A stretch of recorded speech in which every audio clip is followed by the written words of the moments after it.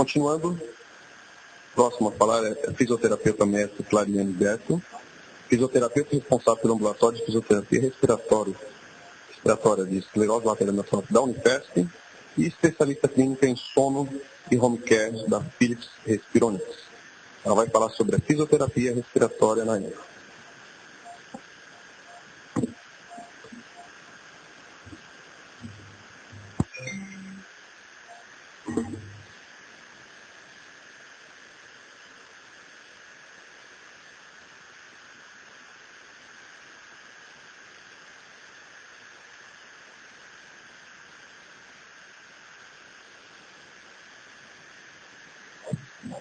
Som.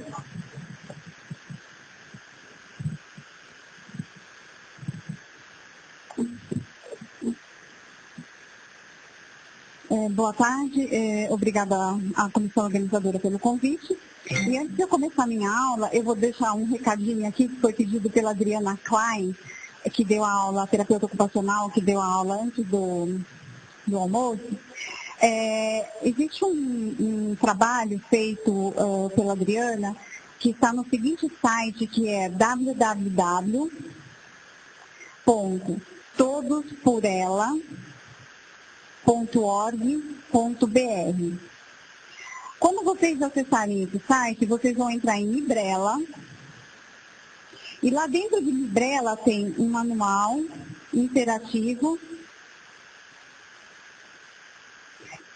de tratamento para pacientes com esclerose lateral amiotrófica. Então, lá passa várias dicas de como fazer adaptações, melhorar a qualidade de vida desses pacientes em relação à parte de adaptação, ok? Então, esse foi o recadinho que a Adriana acabou esquecendo de colocar na aula dela e pediu para que eu passasse para vocês. Bom, então eu vou falar para vocês sobre fisioterapia respiratória, então, na esclerose lateral amiotrófica, eu dividi um pouco em 3 partes, tá? Para a gente poder conversar um pouquinho. Então, a primeira parte é assim. Como o Dr. Gustavo disse, a gente precisa fazer uma avaliação em relação à parte do tratamento. Ele mostrou alguns testes que devem ser feitos nos pacientes e nós precisamos intervir, né, de alguma forma, para melhorar um pouco a qualidade de vida desses pacientes e fazer com que essa função pulmonar não piore tão rapidamente. Então, um dos primeiros exercícios que a gente indica para os pacientes é a respiração glossofaríngea. Você pode clicar em cima, por favor? Então, o que a gente está vendo aí? A gente está vendo um paciente com esclerose lateral amiotrófica e essa paciente está fazendo o quê? Ela está fazendo um empilhamento de ar através da respiração, a técnica é chamada de respiração glossofaríngea. O que o paciente faz? Ele vai usar a faringe, vai usar a língua e vai fazer movimentos engolindo bolos de ar, né, como se fosse... E ele empilha esse ar, e esse empilhamento de ar que ele vai fazer vai servir para algumas coisas. Dentre elas, a gente trabalhar essa função pulmonar, e dentre elas, o paciente pode executar uma tosse após esse empilhamento de ar, e ter uma tosse até com sucesso.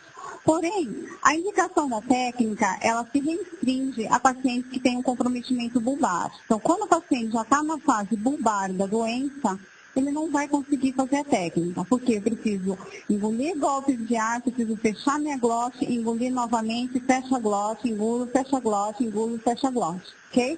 Então, com o comprometimento da função bulbar, esses pacientes acabam não conseguindo executar a técnica, mas é um dos exercícios que a gente acaba orientando os pacientes a fazer. Próximo. Outro exercício que a gente chama, então, exercício de AirStack, tem várias maneiras de fazer exercício de AirStack. Um pode ser pela respiração glossofaríngea, que foi o que a gente viu anteriormente. Outro exercício pode ser através do ambu, que foi o que o Dr. Gustavo comentou anteriormente. Como que é esse exercício? Você clica em cima, por favor. Respira uma normal, puxa, solta o ar, de novo devagar, puxa, solta o ar, agora impulsa mais, toca.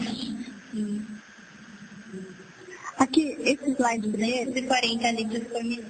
240 litros por minuto. Esse slide primeiro é só para mostrar como é que faz o pico de fluxo de tosse. O próximo vídeo, agora você clica em cima, por favor.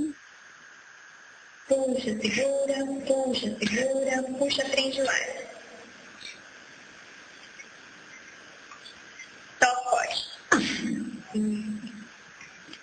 210 litros. Ok, então o que vocês perceberam? A fisioterapeuta colocou a máscara no rosto do paciente, apertou o ambu, né? E respira, segura o ar, respira, segura o ar, respira, segura o ar. Cada vez que ela fala isso para o paciente, pede para ele segurar o ar, o paciente está empilhando o ar, está empilhando o ar, está empilhando o ar. E essa técnica você pode fazer 3 insufladas, 2 insufladas, 5 insufladas, tudo vai depender da capacidade do paciente. Para a técnica ter eficácia novamente, nós precisamos ter a função bulbar íntegra, tá? Então, quando a esclerose lateral amiotrófica compromete a função bulbar, a gente não vai ter eficiência da técnica, porque é preciso fechar a glote para poder empilhar o ar.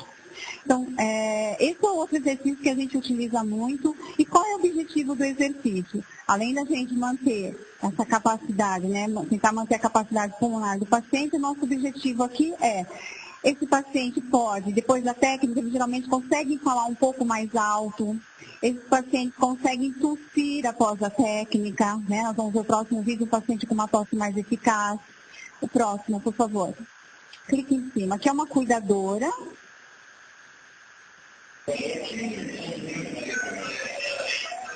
Observa que o paciente vai tossir em 2 momentos. Observa o primeiro e o segundo momento dele. Ó. Respira, segura, respira, segura. E agora ela está fazendo uma técnica. O próximo slide. Sim, vai. Só para voltar. Ok. O que vocês viram ali? Vocês viram o paciente, a cuidadora, ela está fazendo a técnica, o paciente tem uma tosse super eficaz, né? Ajudou a fazer junto com a prensa abdominal, coloca a mão no abdômen do paciente para ajudar a direcionar o fluxo e fazer essa tosse ficar mais efetiva. E posteriormente o paciente tossiu, mas o que tinha acontecido? Já tinha acabado aquele fluxo que foi oferecido pelo ambu, né? Então o que aconteceu? A tosse ficou fraca. Então, quando que eu sei que o meu paciente vai se beneficiar de uma técnica como essa? Ou avaliação de uma fonoaudióloga para dizer, olha, comprometimento bulbar está aí, não temos mais como fazer, é um fato. Ou a gente pode usar simplesmente um aparelhinho, o Peak Flow. Eu posso pegar o Peak Flow, pedir para o paciente, como a gente viu no segundo slide, peço para o paciente, puxa o ar e tosse, vai dar um valor X, igual vocês viram, 240. Depois a terapeuta fez de novo, respira, segura o ar, respira, segura o ar, respira, segura o ar. Pediu para ele tossir novamente, que deu o quê?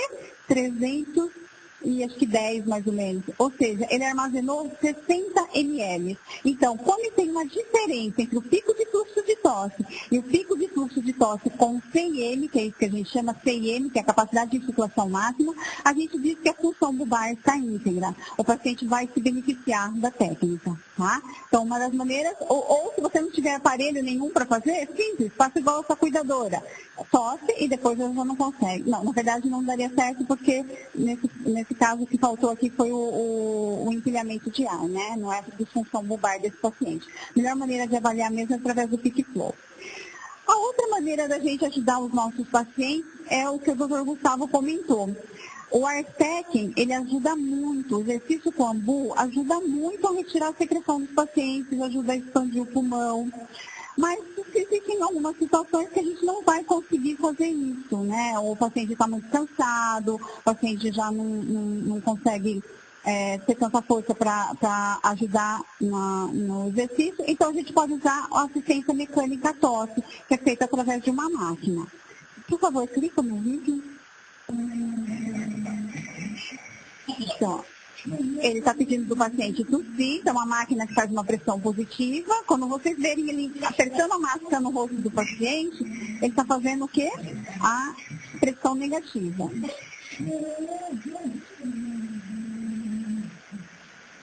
E olha a secreção saindo na boca do paciente, tá? Então, aqui o que é feito? É uma máquina que faz uma pressão positiva seguida de uma pressão negativa. Então, a diferença entre pressão positiva e negativa vai fazer a retirada dessa secreção dos pacientes. Então, os pacientes se beneficiam muito do equipamento, tá? Ele vai ajudar muito a remover a secreção e de uma forma mais rápida, né? Sem que exista um cansaço pelo paciente. E aqui vocês estão vendo, não é um paciente com esclerose lateral, é uma outra patologia, tá? Eu só trouxe o vídeo para exemplificar o calcefite. E aqui vocês também estão vendo o paciente ventilando com a peça bucal, que eu vou também falar como uma alternativa para ventilação também de pacientes com esclerose lateral. Próximo. Bom, então, para a gente fazer os exercícios, né, e ter uma eficiência da nossa terapia, nós precisamos ter com certeza a ajuda de um cuidador. O cuidador é de extrema importância, né, porque o fisioterapeuta, ele não fica 24 horas na casa de um paciente, né, não tem condições de ficar. Então, o cuidador precisa ser treinado e bem treinado pelo fisioterapeuta para que ele possa, muitas vezes, exercer a função desse fisioterapeuta, né? Fazer coisas que ele não vai estar ali toda hora para poder ajudar. Então, aqui é uma família, né? Um paciente com esclerose lateral amiotrófica, que eu fui e treinei a esposa do paciente. Então, ela está fazendo o calcefite no marido aqui. E aqui o auxiliar de enfermagem aspirando a boca, retirando a secreção, porque o paciente não tinha mais força para cuspir. Então, ele punha a sonda na boca do paciente e retirava a secreção do paciente. Próximo. Bom, na fase 2, a gente vai ver agora a ventilação. Então, os pacientes, eles vão necessitar de ventilação não invasiva, como vocês viram, o doutor Gustavo comentou sobre isso agora há pouco. Não necessariamente a ventilação, os exercícios que nós fizemos anteriormente não vão ser associados à ventilação. Sim, eles muitas vezes são, tá? Então, às vezes o paciente já está em ventilação e está fazendo aqueles exercícios anteriores também. Então, não precisaria começar primeiro os exercícios e depois entrar em ventilação, não é uma regrinha. Então, são fases que a gente vai, às vezes, só fazer exercício, depois entrar em ventilação, depois vamos evoluir mais um pouquinho. Então, na ventilação, o que a Academia de Neurologia, né, americana e a Academia, então, de Cuidados Respiratórios indica a ventilação não invasiva quando a capacidade vital for menor de 50% do predito, quando a PI máxima for menor de 60% do predito, ou a PaCO2 maior de 45 milímetros de Hg durante o dia. Ou seja, quando um desses fatores estiverem acontecendo. Próximo. E aqui nesse artigo, né, que foi publicado na Chest em 2004, esse artigo ele fala exatamente o seguinte, que a ventilação não invasiva ela deveria ser oferecida quando os pacientes apresentam sintomas de hipoventilação. Então, considerar os sintomas de hipoventilação é extremamente importante, tá? Porque nós vamos ficar muito atentos a números, e vamos esquecer dos sintomas de hipoventilação. Então, esses sintomas são extremamente importantes quando a gente vai fazer a avaliação respiratória do paciente, fazer a indicação da ventilação, que é a sonolência diurna, quando o paciente apresenta despertares súbitos à noite, o paciente tem cefaleia matinal, entre outros. Próximo. Então, para ventilação não invasiva, como o doutor Gustavo falou, existem vários equipamentos no mercado disponíveis, né? Aqui a gente está vendo alguns pacientes em ventilação. Então, inicialmente a ventilação vai começar no período da noite. Posteriormente, a ventilação vai iniciar no período do dia, tá? Com a evolução da doença. No período da noite, a gente começa a ventilação para esses pacientes. A gente vai ter que escolher uma máscara para esse paciente. Então, o sucesso da ventilação, não sei se às vezes você tem o melhor equipamento, mas se você não tiver a interface boa, a máscara boa, você não vai ter uma aderência à ventilação. Então, para a gente conseguir aquele resultado que o Dr. Gustavo mostrou no relatório, onde o paciente tinha lá uma aderência, ele usava a noite inteira, bonitinho, né, uma aderência em horas muito boa, eu vou ter que ter uma máquina e vou ter que ter uma interface boa, uma máscara adequada para o paciente. E máscara é igual sapato. O que dá para mim, não dá para ele. Então, tem que ter a possibilidade de você testar várias máscaras, né? E esse trabalho é um trabalho muito legal feito pelo pessoal do Instituto do Sono, que eles têm a possibilidade de...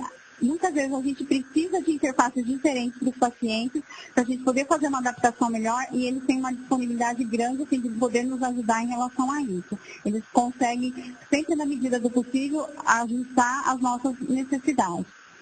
Então, aqui a gente está vendo várias interfaces, né, para os pacientes. Próximo. Próximo. E a possibilidade que a gente tem de fazer ventilação com peça bucal, tá? Então, aqui a gente vê um paciente utilizando a peça bucal. O que é a peça bucal?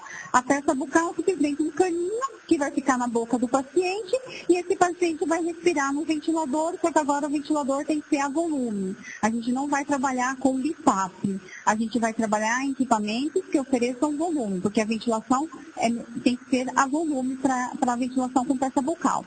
Bom, quando a gente pensar em ventilação com peça bucal, alguns pacientes de ela vão conseguir, outros não, tá? Por quê? Porque tem que segurar o cachimbinho na boca.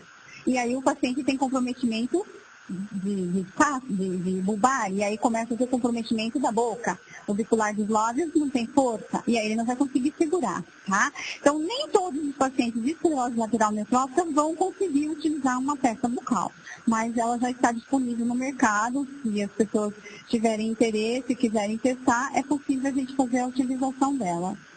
Ok? Próximo. Esse paciente é um paciente que é dependente de 24 horas de ventilação.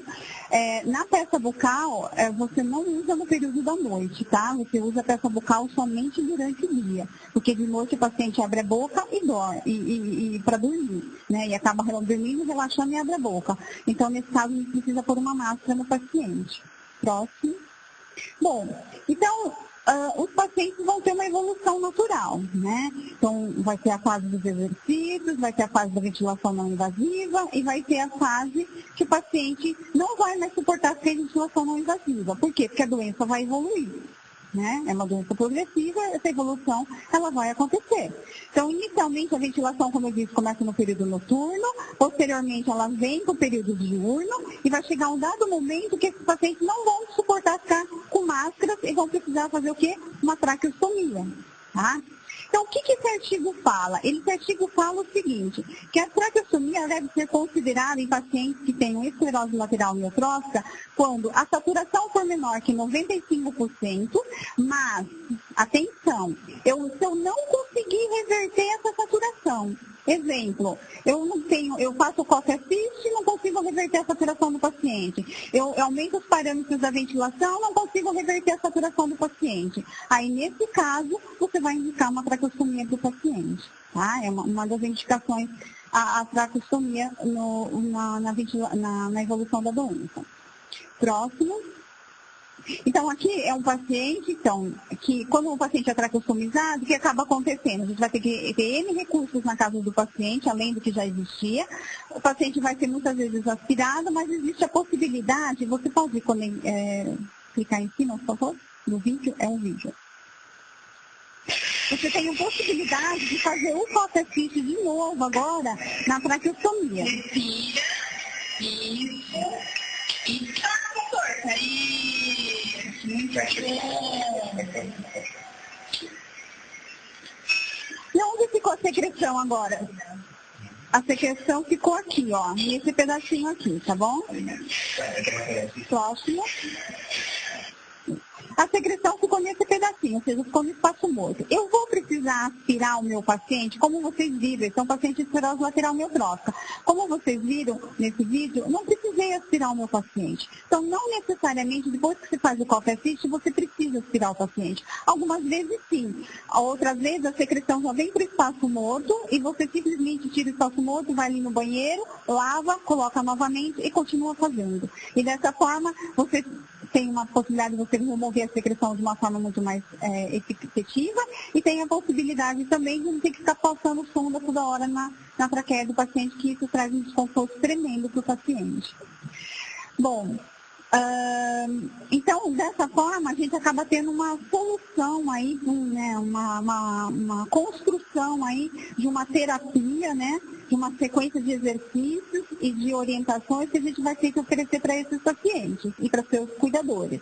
Então, o que a gente vai precisar agora para que esses pacientes continuem em casa e não vá para dentro de um hospital? Que esse é o nosso objetivo. Nós não queremos os pacientes dentro de um hospital. Então, nós vamos precisar ter uma pecinha fundamental, que é o cuidador.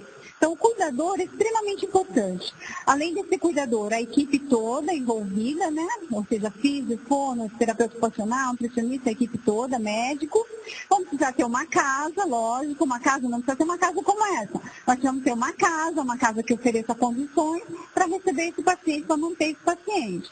O plano de saúde, seguro saúde, vão precisar de equipamentos, né? Então, ventilador, máscara, muitas vezes vão precisar ter uma oferta de oxigênio para esses pacientes, o coffee assist, aspirador, ambu, ou seja, todo um arsenal de materiais são necessários para a gente manter o paciente em casa e manter o paciente bem. Uma coisa que eu gostaria de pontuar é que pacientes com esclerose lateral amiotrófica não precisam de oxigênio. Raramente, e doenças neuromusculares de uma forma geral, raramente a gente vai oferecer oxigênio para esses pacientes. E quando a gente for oferecer, sempre associado à ventilação não invasiva, à ventilação, ok? Próximo. Aqui nós temos uma carteirinha, que depois eu acredito que a Élica deva ter trazido a carteirinha aqui para o evento. Então vocês podem depois procurar assistente social e pegar uma dessas carteirinhas. A gente recomenda que fique com os cuidadores, tá bom? Que são carteirinhas que a gente orienta aqui.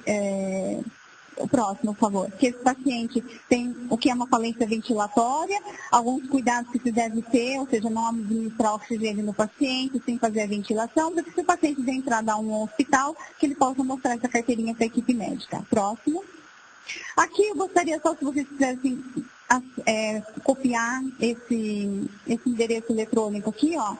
Esse é um vídeo que foi feito por 3 profissionais extremamente importantes, doutora Cari, né, doutora Cari, que é da Abrela, da Unifesp, doutora Ana Lúcia Lange, que é da Abdim, e a doutora Adriane, que é uma fisioterapeuta. Esse vídeo fala sobre o diagnóstico das doenças neuromusculares, fala como tratar do ponto de vista respiratório e mostra algumas práticas fazendo com equipamentos nos pacientes, tá? Então, vocês podem acessar o site e ter a possibilidade de ver o vídeo, ok?